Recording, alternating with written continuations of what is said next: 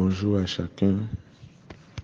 Chaque fois que cette journée vous trouve bien important, et même si ce n'est pas le cas, que la grâce de Dieu vous encourage et vous renouvelle. Nous voici au 4e jour de notre formation autour du module 4. Module 4 est intitulé « Mise en place d'un système de facturation ». Mise en place d'un système de facturation. Les modules précédents nous permettent d'appréhender avec précision les obligations, aussi bien comptables, aussi bien fiscales que sociales de l'entreprise. Et dans notre cas ici, en tant que centre de formation ou établissement scolaire. Chers participants, qui vous souviennent que hier nous avions parlé au nombre des obligations. Nous avons parlé de l'obligation d'émission des factures normalisées. L'obligation d'émission des factures normalisées et également l'obligation de se faire délivrer des factures normalisées. Cela voudra dire que lorsque nous demandons un service, nous achetons quelque chose pour laquelle nous ne recevons pas une facture normalisée, cette charge perd son droit de déductibilité. Cette charge peut valoir 1 500 000, 100 000, 200 000, tout ce que vous voulez, mais dès que cela ne possède pas une pièce comptable reconnue, une pièce comptable légale, et dans notre contexte, depuis l'année dernière, depuis l'année scolaire 2021-2022, la facture normalisée est rendue obligatoire pour tous les établissements scolaires. Que faut-il faire concrètement? Il faut que toute dépense que vous effectuez soit matérialisée ou bien ait une preuve matérielle en termes de facture normalisée. Il ne s'agit plus de faire des décharges à tout bout de champ pour des choses, ou il ne s'agit plus uniquement de signer des bons de sortie de caisse uniquement pour les écoles qui sont organisées. Il ne s'agit plus de dire « écris-moi sur papier ce que tu as fait afin d'être payé ». Il ne s'agit pas de ça aujourd'hui, ou il ne s'agit plus de ça aujourd'hui. Lorsque vous bénéficiez d'un service, vous achetez un bien ou un service, vous devez vous faire délivrer une facture normalisée. Sans quoi cette dépense, ce bien ne peut être décaissable du point de vue de la loi. Mieux, lorsque ces services-là, vous bénéficiez de ces services, vous achetez ces biens, la loi vous oblige à retenir l'AIB à la source. Donc vous êtes redevable de l'AIB. Vous êtes assujetti à l'AIB, comme les sociétés. Assujetti à l'AIB voudra dire il faut collecter l'AIB pour l'autorité fiscale. Et lorsque, pour une raison ou une autre, vous aussi, on vous prélève l'AIB, votre AIB levé vient en diminution de l'AIB collecté ou vient en diminution de l'AIB, de l'impôt que vous devez payer en aval. Il est important. Ce n'est que ça qui permet de connaître si nous voulons faire un état de rapprochement. Nous voulons que la réalité de la gestion se rapproche le mieux de la réalité de déclaration fiscale. Il faudrait que toutes nos dépenses soient objet de facture normalisée. Maintenant, parlons des recettes.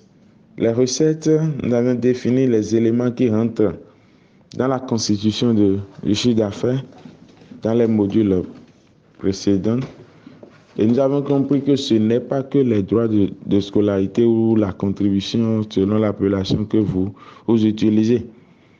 Il y a également les inscriptions, il y a également les t-shirts, il y a également les uniformes, il y a également les bulletins, il y a également les certificats de scolarité. Tout ce que vous vendez à votre clientèle, c'est-à-dire aux parents, aux apprenants, fait partie de votre chiffre d'affaires et doit forcément, je dis bien, doit forcément faire objet d'établissement d'une facture normalisée en temps réel.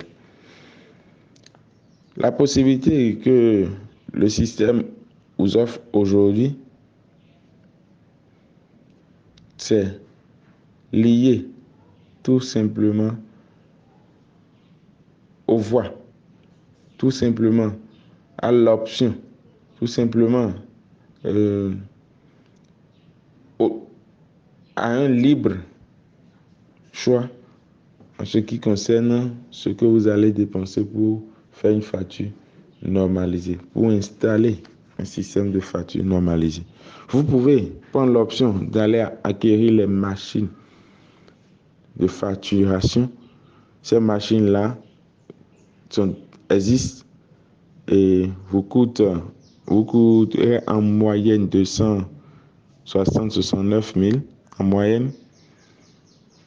Vous pouvez en trouver autour de 200 000, autour de 240 000, 250 000 et même à 280 300 000. Soit vous achetez cette machine qui serait paramétrée au nom de l'école, qui vous permet de délivrer les factures normalisées. Là, c'est un investissement d'environ 300 000 qu'il faut consentir, qu'il faut mettre en place pour pouvoir bénéficier de cette offre ou pour pouvoir honorer ses obligations. La deuxième possibilité qui s'offre à vous, c'est la possibilité la moins chère pour vous, c'est de créer un compte de facturation multi-personnel, multi-utilisateur sur la plateforme directe de facture normalisée. Vous avez la possibilité d'en créer et de facturer normalement. Puisque à ce sujet, la loi est claire. Lorsque il y a défaut de facture normalisée qui est constaté pour une structure, la pénalité fait 500 000 fois le nombre de factures non normalisées. Et cela ne fera pas qu'un seul contrôle. On peut contrôler une fois, on peut contrôler 2 fois, 3 fois, 4 fois. Et si à chaque fois, on voit qu'il y a toujours des factures non normalisées, vous tombez sur le coup de la loi et c'est des pertes ou des dépenses que vous auriez pu éviter. Donc, à défaut de moyens, ou bien même si on n'a pas les moyens, puisque dans notre contexte, les dépenses sont tellement millimétrées, les dépenses sont tellement surveillées, de sorte à pouvoir, n'est-ce pas, répondre aux obligations de chaque fin du mois. Quand je parle d'obligations de fin du mois, il s'agit des salaires qu'il faut payer, il s'agit des déclarations CNSL qu'il faut payer, il s'agit de l'impôt sur les salaires, le VPS qu'il faut payer. Il y a tous ces éléments-là qui rentrent en ligne de compte pour la définition, pour déterminer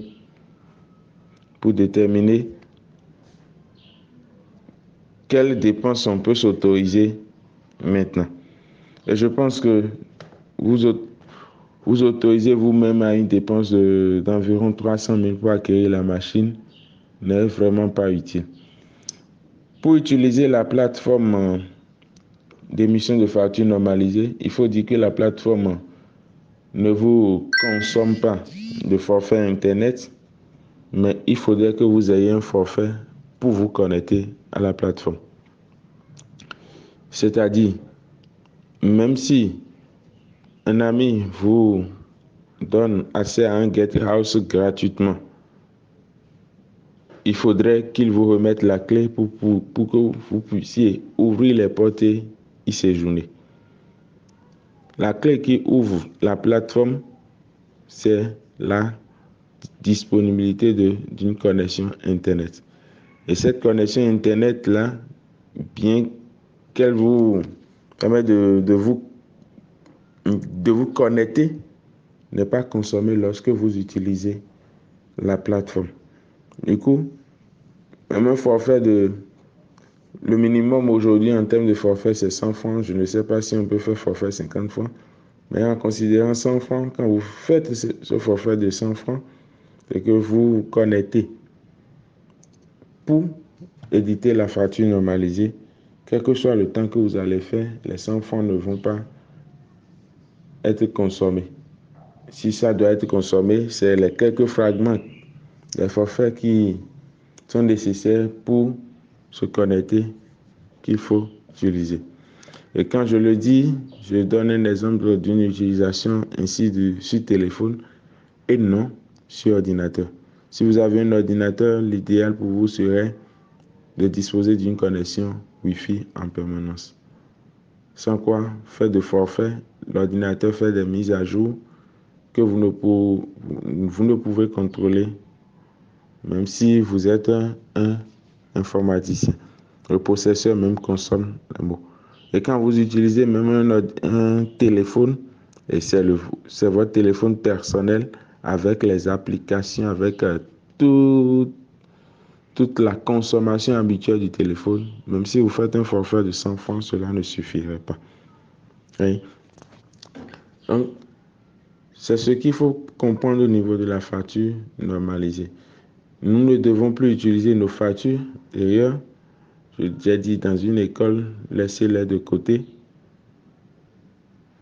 Et un temps après, l'impôt s'est invité dans cette école pour un contrôle. Un contrôle inopiné, c'est-à-dire ils sont venus en même temps avec la lettre d'annonce de visite. Ils ont demandé, nous voulions voir. Après analyse, ils disent tout simplement, vous avez chance que vous avez démarré la facture normalisée. Même les autres manquements, nous croyons que vous êtes de bonne foi pour vous conformer. Ouais, que ce n'est pas, c'est génial. Si cette facture normalisée n'était pas mise en application dans cette école, la bonne foi de l'école ne serait pas perceptible et dans ces conditions, les droits ou les pénalités dont ils seront astreints seront obligatoirement dus. C'est pour cela que nous prenons le temps de l'expliquer. On me dit souvent, on ne peut pas avoir de connexion à tout moment et on peut ne pas avoir d'imprimante sur place pour pouvoir imprimer les factures. Dans ces conditions, vous faites une décharge aux apprenants et la décharge doit être annulée au jour le jour. Je dis bien au jour le jour. Puisque quand vous délivrez une décharge qui n'a pas de facture normalisée, la loi dit tout simplement vous êtes fraudeur. Vous êtes fraudeur. Et lorsque vous prenez l'option d'utiliser des décharges et par la suite faire la facture normalisée, il y a la procédure pour qu'on ne vous assimile pas au fraudeur et vous devez avoir les preuves. Voilà, je ne voudrais pas être trop long ce matin.